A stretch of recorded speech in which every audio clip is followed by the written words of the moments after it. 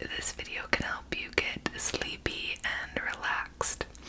But first, I want to go ahead and light a candle. So this is a calm lavender and sage made with essential oils candle. And this is from Target, I believe. So it's really calming. Go ahead and sniff. Just get a little whiff. Yeah, so it's lavender and sage, which smells really good. So I'm gonna try to light it with these matches, but I don't actually think they work. Okay, no, that's not gonna work, so I brought a lighter.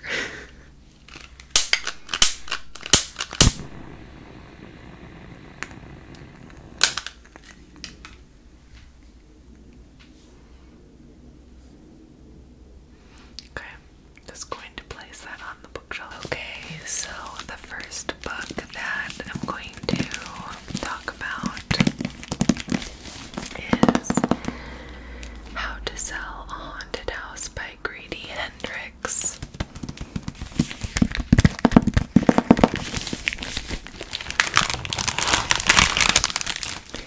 And as you can probably hear, this is a library book. I love getting hardcover library books because they have the plastic crinkle. There's just something about it. It just like reminds me of childhood or something, because I used to go to the library a lot. But it's just like, I love it. So I have not started this yet, but it's actually funny. I went into a local library like that I'm a part of just to use the restroom actually, cause yeah. And then when I walked in though, they have a what's it called, Lucky Day section where they put books where it's your lucky day if you see one on there, because they're books that are like highly sought after or really popular or normally have like a hold, or I don't know what other circumstance, but this was on there. And I've only done this like one other time where I've gotten one from Lucky Day, but honestly the cover just like pulled me right in. And then the title too, with haunted. I love spooky, so it intrigued me. And then I read the little description and I thought that it sounded kind of fun, but as you can see, it has this black background and then it has this spooky glowing haunted house where it kind of has this like peak and some dark windows and a red house, but then the front door is wide open and it's glowing. See, it's glowing.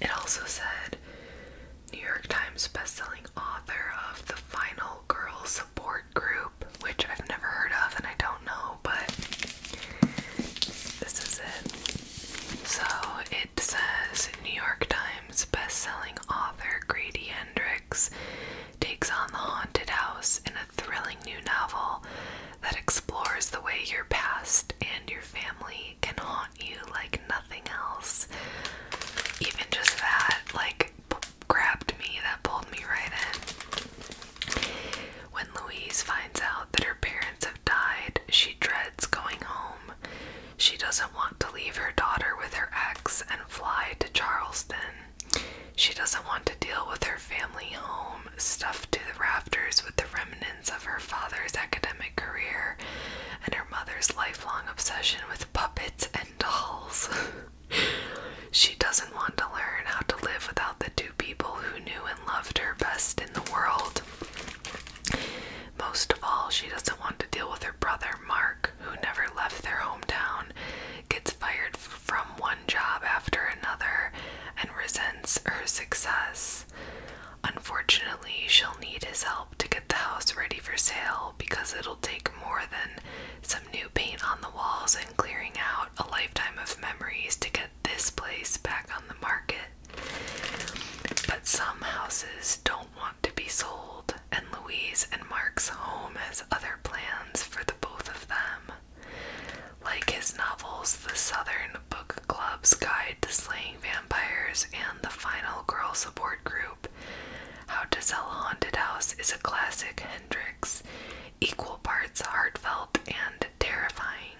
It's a gripping new read from the horror master. So, that was the description that piqued my interest. And then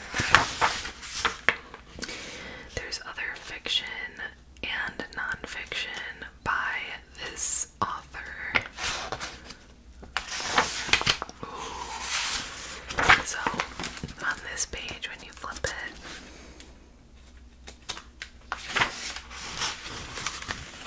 goes this all black spooky pink.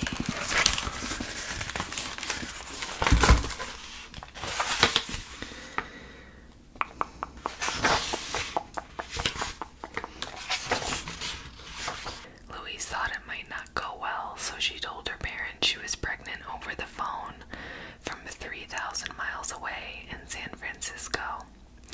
It wasn't that she had a single doubt about her decision. When those two parallel pink lines had ghosted into view, all her panic dissolved, and she heard a clear, certain voice inside her head say, "I'm a mother now." But even in the 21st century, it was hard to predict how a pair of Southern parents would react to the news that their 34-year-old unmarried daughter was pregnant. Louise spent all day rehearsing different scripts that would ease them into it, but the minute her mom answered and her dad picked up the kitchen extension, her mind went blank and she blurted out, "I'm pregnant." She braced herself for the barrage of questions. "Are you sure? Does Ian know? Are you going to keep it?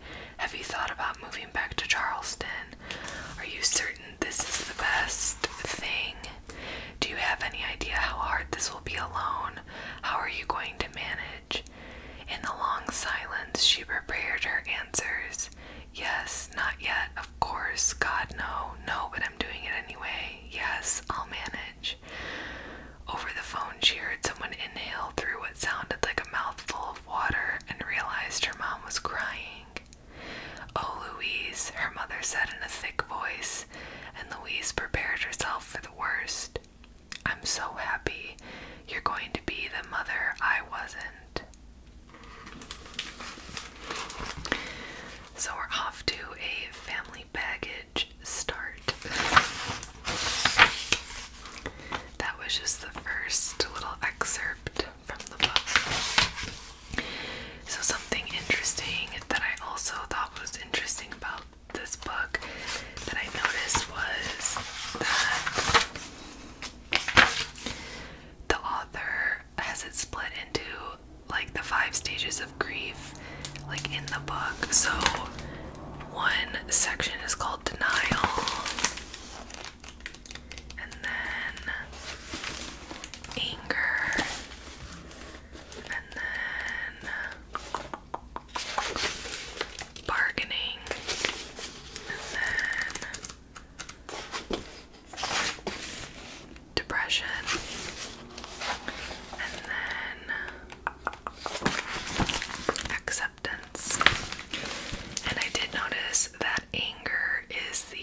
longest section of the book, which is just something interesting that I'm bracing myself for.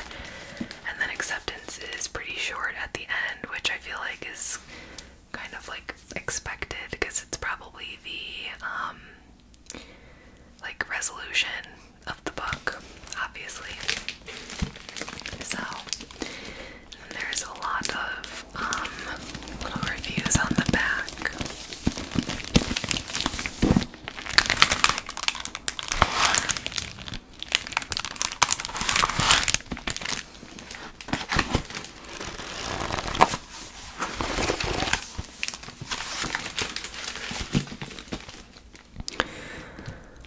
Guardian tricked out the line between horror and art, and terrifying darkly funny and pathetic with the left one nearly to complete. Attempting to point more and more and the commingling of the two, something else. The true power behind it is all not it does. Isn't it the emotionality? Sister the family matter. Another Southern Gothic horror comedy classic from Grady Hendrix. Okay, I did not read all of these, but that's kind of funny. Another Southern Gothic horror comedy classic from Grady Hendrix. This clever, creepy, rollicking book will tug at your horror and heartstrings. Okay, I'm like really excited to read this. I might just like start it before I'm done with the one I'm currently reading, which I don't normally do, but I really like the one that I'm currently reading, which I'm gonna get to next. But it's a little longer, it's like 500-something pages, 500 something, and it's not like, it's not hard, but it's not a super quick read.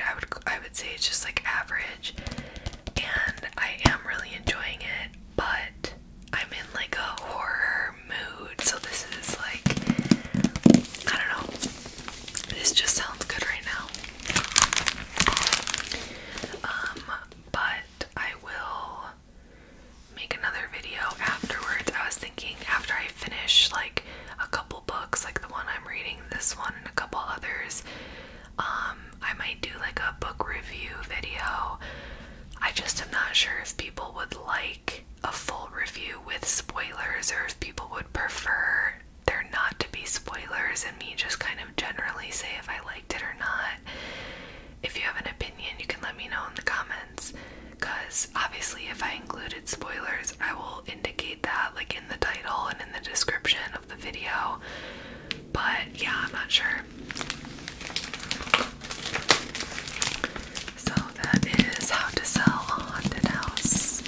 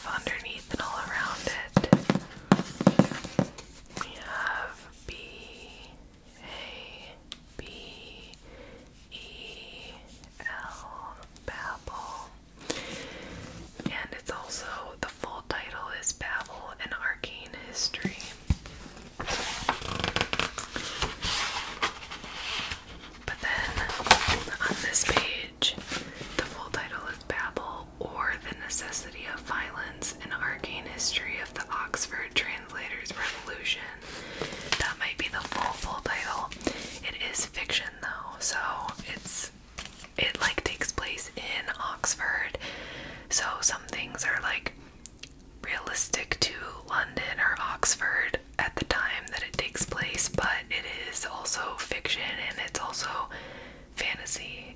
Like, it's not super fantasy. There's not like creatures, but the premise of the book, which is silver working, is a fantasy, like kind of magic concept. So there's some magic. Then you have the spine, which is just kind of a littler picture of what's on the front with the tower in Oxford. I also got this from Book of the Month Club, because my friend got me that for my birthday, my last birthday, and which was an awesome gift. So I got to pick out a couple different books from Book of the Month, and this was one of the ones that I picked out.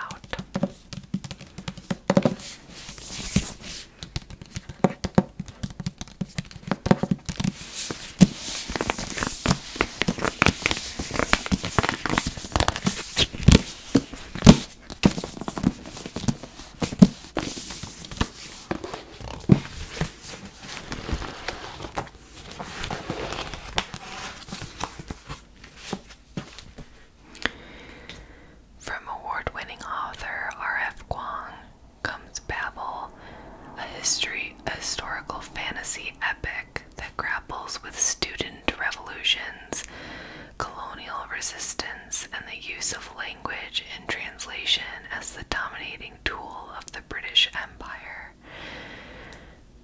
And then it says, Traditor, an act of translation is always an act of betrayal.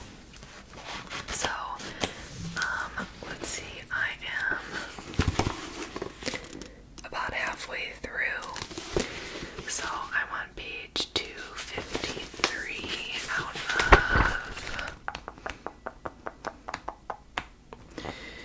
542.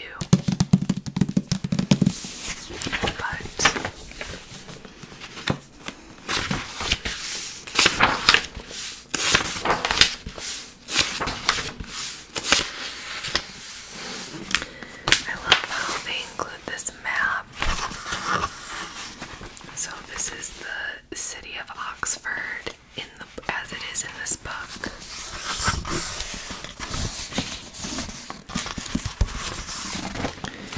So it's cool because during the book, you can like look back at this map and then see where stuff is like happening.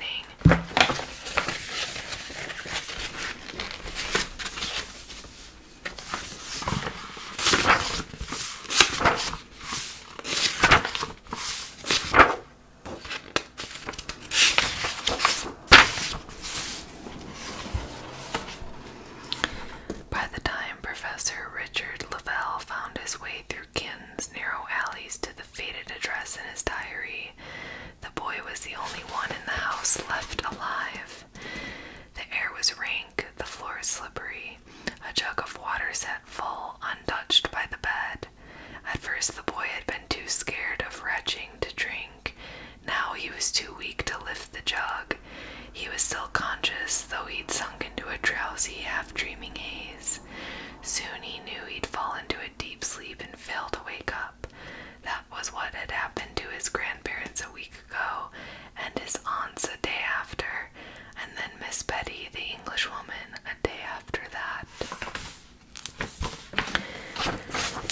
The little summary is 1828. Robin Swift, orphaned by cholera in Canton, is brought to London by the mysterious Professor Lavelle. There, Robin trains for years in Latin, ancient Greek, and Chinese, all in preparation for the day he'll enroll in Oxford University's prestigious Royal Institute of Translation, also known as Babel. The tower and its students are the world's center for translation and, more importantly, magic. Silver working, the art of manifesting the meaning lost in translation using enchanted silver bars, has made the British unparalleled in power as the arcane craft serves the Empire's quest for colonization. For Robin, Oxford is a utopia dedicated to the pursuit of knowledge, but knowledge obeys power, and as a Chinese boy raised in Britain, he realizes serving Babel means betraying his motherland.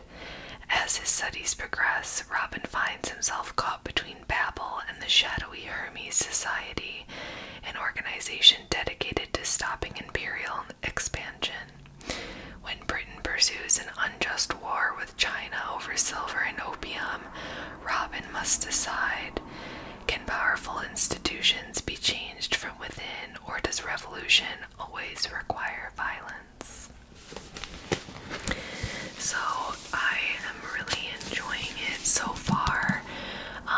It is like a blend of like historical fiction vibes, but like not really, but kind of, and then like fantasy. And I also just love the kind of like higher level topics that it's discussing through the material, of like translation and what it means to translate, and the kind of the philosophy of translation and the different arguments behind it, and also colonization, imperial expansion, power.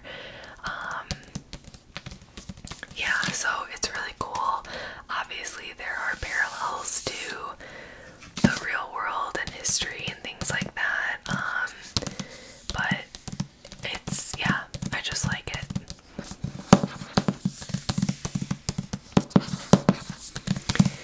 So in the book there are 4 main characters, and sometimes it kind of reminds me of Harry Potter in a way, just because it's like in a fantasy world and there's like the 4 best friends, which I guess in Harry Potter it was only 3, but I don't know.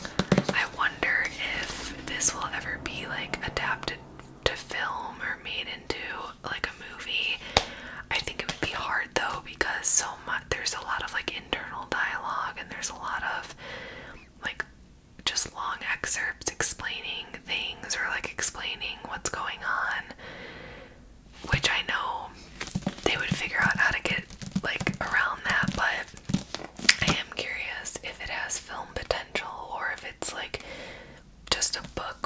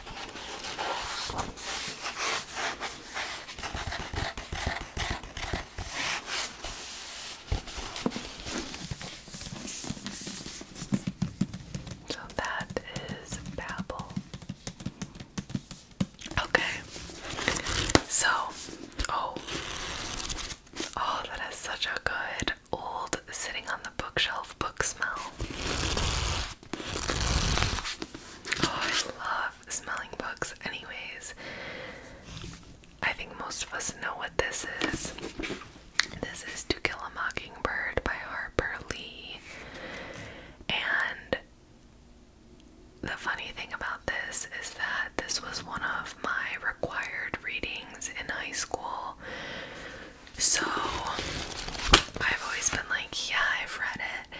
But lately, like the past couple years, I've felt a desire to reread it as an adult. Just because I don't really remember it and it's been so long. But honestly, when I'm like really thinking about it, I am pretty sure that I didn't even really read it in high school. I think I just sparks noted it, which I am not proud of. I've had an interesting like journey with reading because I feel like when I was way younger, like from the time I could read until high school, I read so much, like just loved reading. It was like my strongest skill, but I also enjoyed it and I would just devour books. But then the older I got, I fell into the like trap of, I was in like a lot of sports and I was in travel sports that took up like all of my time, and then when I wasn't at sports, I like was always in clubs and I was like pretty involved. So I feel like reading just completely took a backseat in my life for like a good amount of time. Like honestly, all of high school and all of college, and even like a year after college, I like really didn't read. Like I would maybe read like one book a year, which again, like I'm not proud of, but it's just the truth. And what's interesting is even throughout all of that time when I wasn't really reading, I still would call myself a reader and I still would say like I love reading, which I don't know, I think a lot of people do that, so it's not like bad. I'm not like shaming myself or anyone else, but I've always loved reading and I always have a love for it. But if I don't make a conscious effort to like do that instead of scrolling or going on my phone, I fall into a technology trap where I end up wasting time on my phone instead of reading. And yeah, I don't know, back in the day, like high school age, it was because I was so busy with like clubs and stuff. But then as I got older and like social media became more of a thing, now it's been more like in college and stuff, it's because I just spend too much time on my phone. So I will say the last like year or two, I have gotten back into it. I've been reading so much more again, and I've really loved it and enjoyed it. And I really want to read this now and actually fully read it, because there are just so many classics that I feel like I haven't read, or I read in high school but it was like half-assed. So yeah, this is one of them.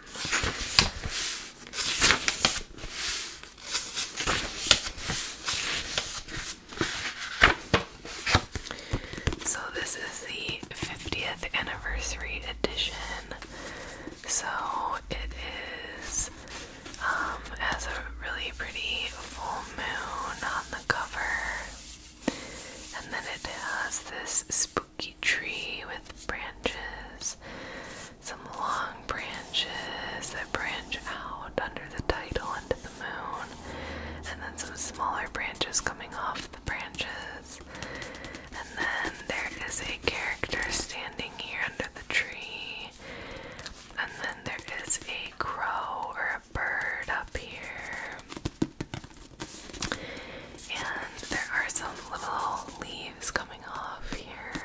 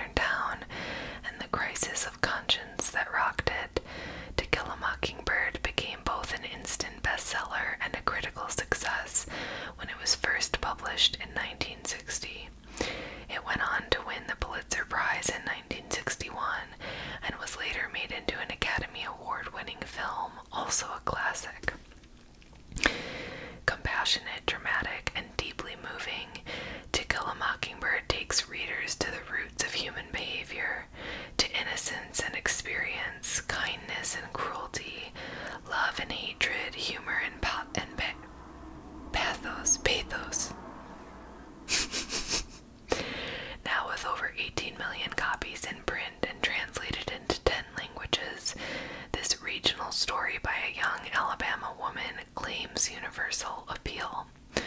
Harper Lee always considered her book to be a simple love story. Today it is regarded as a masterpiece of American literature. Can you imagine being just someone just in a town writing a book and then it becomes a masterpiece of American literature? Like, that's pretty incredible.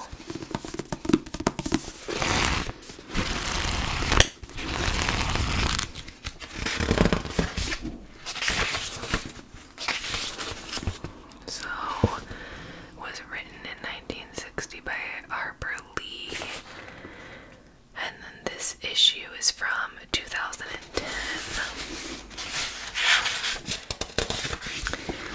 But I'm a little confused because this doesn't have any annotation in it, and I remember annotating it. Maybe I did actually read it, and maybe I didn't spark notes it because I remember I had a copy that was heavily annotated, and this one is clean, so I don't know where I got this one.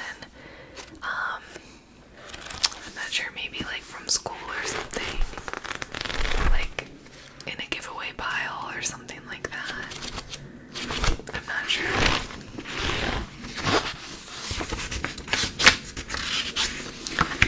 But honestly, this is inspiring me. I'm gonna finish Babel, and then I'm gonna read How to Sell a Haunted House, and then I'm gonna read To Kill a Mockingbird. I almost said How to Kill a Mockingbird. To Kill a Mockingbird. I'm gonna do it because I've been saying this for so long, and I need to just prioritize it.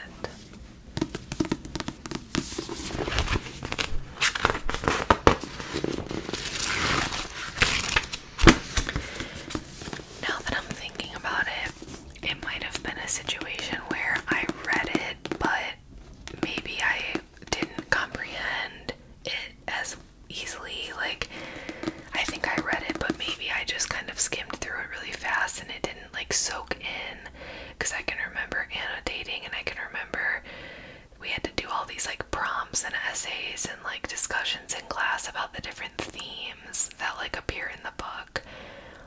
So it might have just been where I like kind of half-assed read it, but like didn't fully get it and didn't really care to.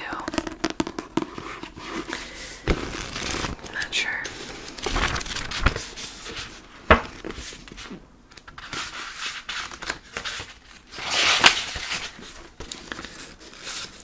Part 1. When he was nearly 13, my brother Jem got his arm badly broken at the elbow. When it healed, and Jem's fears of never being able to play football were assuaged.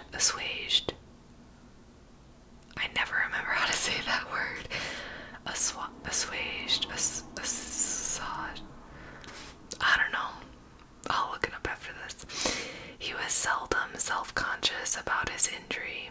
His left arm was somewhat shorter than his right. When he stood or walked, the back of his hand was at right angles to his body, his thumb parallel to his thigh. He couldn't have cared less, so long as he could pass and punt.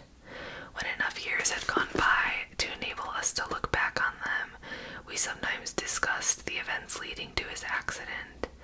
I maintain that the Ewells started it all, but Jem, who was 4 years my senior, said it started long before that.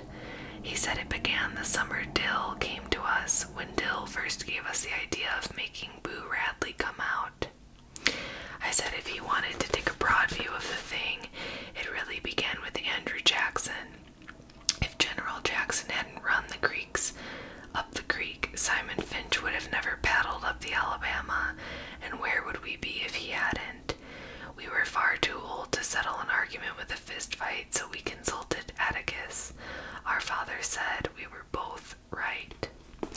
Being Southerners, it was a source of shame to some members of the family that we had no recorded ancestors on either side of the Battle of Hastings. All we had was Simon Finch, a fur-trapping apothecary from Cornwall, whose piety was exceeded only by his stinginess.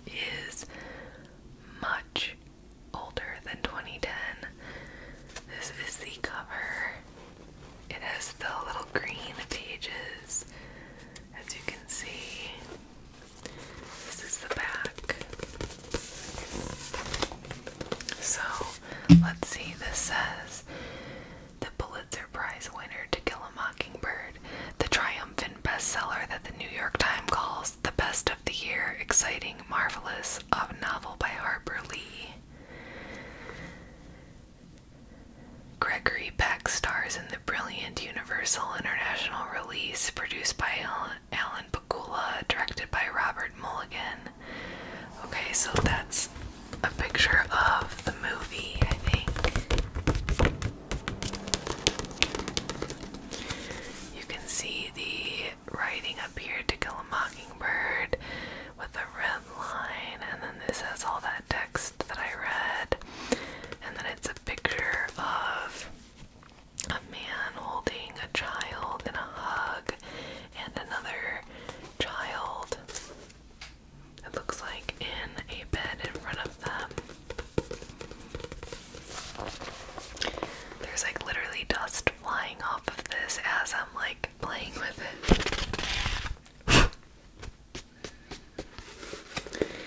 And then on the back, over 95 weeks on the bestseller list, winner of the Pulitzer Prize, the only novel ever chosen by 4 major book clubs, the magnificent, powerful novel of a quiet southern town rocked by a young girl's accusation of criminal assault. You can see all of that in the back there. The green. Okay, so let's see. Okay, it looks like there might be some pages missing in the front. Or not. So the glue is just kind of like, see how dated and beautifully weathered that color is. It's like this orange, antique orangey. I'm assuming, and I'm pretty sure this was my grandma's, which I did like a vintage book haul a couple months ago, one of my old videos, where I looked through some of her old books, because when she passed, I like got to go through her books and take any that I wanted to keep, and so I think I remember I grabbed like any classics that I saw. I was like, I want that. So there's like Jane Austen and the books that I have up here somewhere in the back on my shelf, but I went through those in my old video of going through vintage books, I think it's called, or like vintage book haul, but I'm pretty sure this is also from her, but it doesn't have her name in the book, and normally she always wrote her name in the books.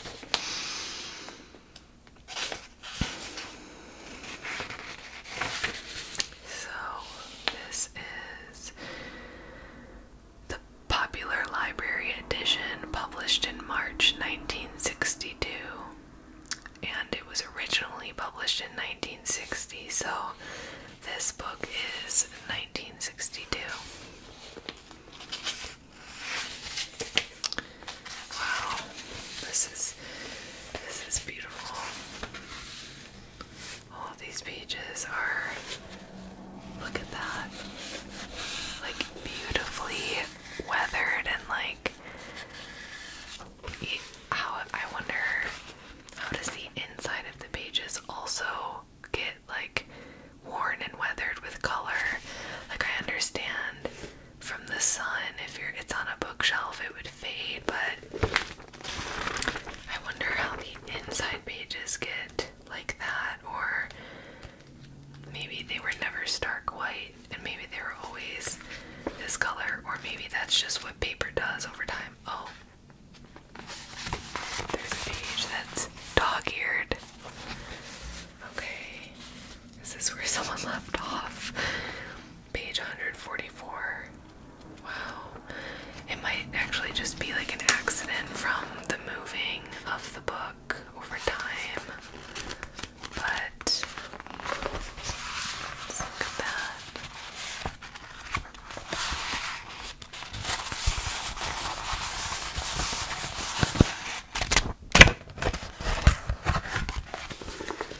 I want to be really careful.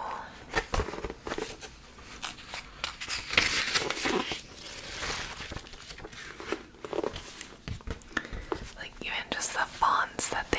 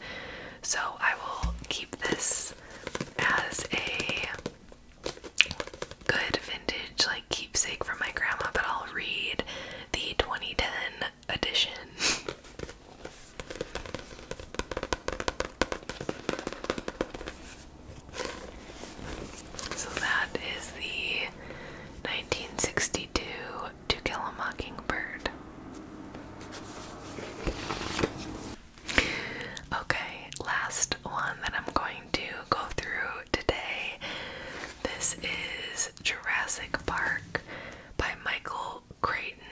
I don't even know. I never even knew who wrote Jurassic Park. But this is a Jurassic Park.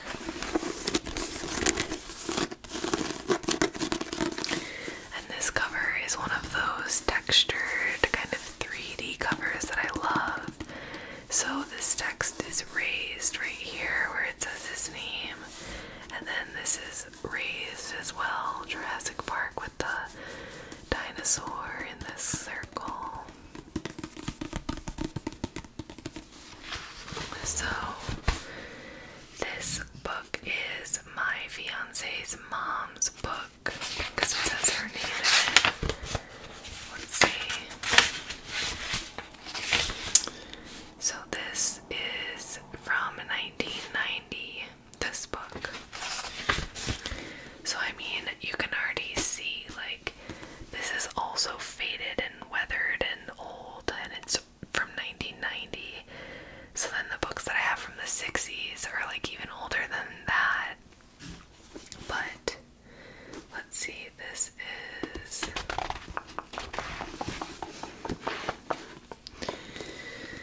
trying to see if it says the price anywhere.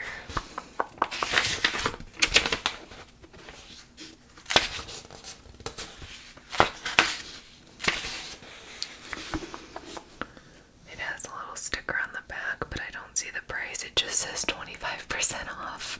This old, like, faded sale sticker. 25% off. So she got it on sale, which is so funny.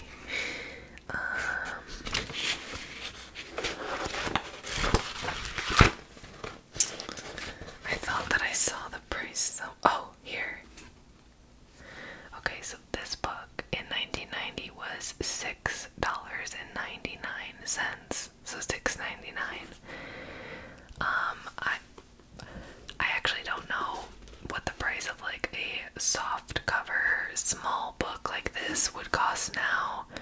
Maybe it's not that different. I feel like I always buy. Actually, that's not true. I buy a soft cover and hardcover, and they're always. I've never bought a book that cheap unless I've gotten it at like half-priced books or something. But I picked this one because I've never read Jurassic Park, which is another just like book that I've never read that I would love to read. I've seen all the movies, obviously, and I really like the movies. I love like dinosaur stuff and like dinosaur movies, and like dinosaur like YouTube videos or like you know, like Nature Channel or National Geographic, like little documentaries and like programs on dinosaurs. I love all of that. I'm not like, I don't like know any actual facts, so I'm not like a dinosaur expert or anything, but I really like consuming dinosaur media. So I think that it would be cool to actually read Jurassic Park. The Bite of the Raptor. The tropical rain fell in drenching sheets, hammering the corrupted roof of the clinic building, roaring down the metal gutters, splashing on the ground in a torrent. Roberta Carter sighed and stared out the window. From the clinic, she could hardly see the beach or the ocean beyond, cloaked in low fog. This wasn't what she had expected when she had come to the fishing village of Bahia Nasco on the west coast of Costa Rica to spend 2 months as a visiting physician. Bobby Carter had expected sun and relaxation after 2 grueling years of residency in emergency medicine at Michael Reese in Chicago. She had been in Bahia Nasco now for 3 weeks, and it had rained every day.